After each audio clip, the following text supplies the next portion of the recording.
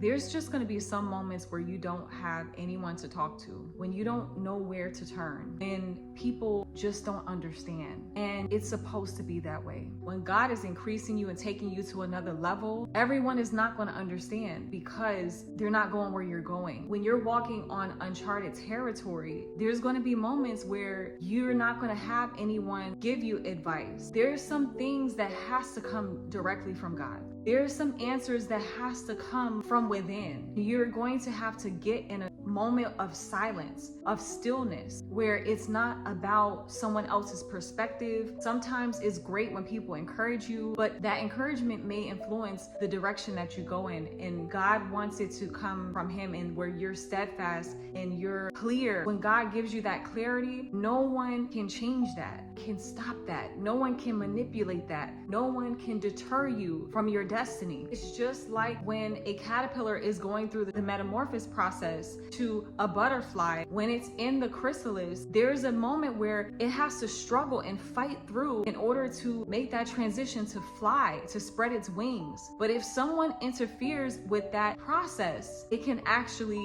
stifle the growth. It can actually cut off its lifespan.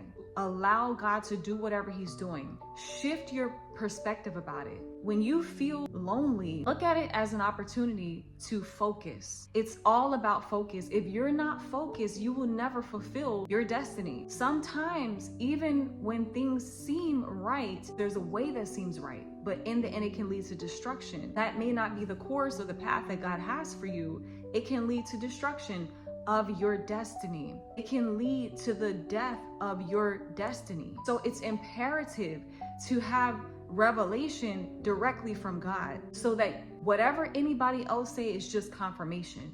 You may feel like your phone is dry. You may feel like you don't even know where to go, how to process certain information. But those are the moments where you have to sit and be still and know that God is God. Shift your perspective about it. There's a difference between being alone and loneliness. Loneliness is a waste of an emotion. It's counterproductive. When you shift your perspective and look at it like, okay, this is an opportunity for me to get focused, then you realize that you can actually get things done and be proactive and productive to do all of the things that you're supposed to do, because we delay our destiny when we get distracted. Sometimes we don't even realize what is a distraction. Loneliness and being alone is an opportunity for consecration. It's about being alone to consecrate yourself so that you can get focused and locked in, because there's no other way it will happen.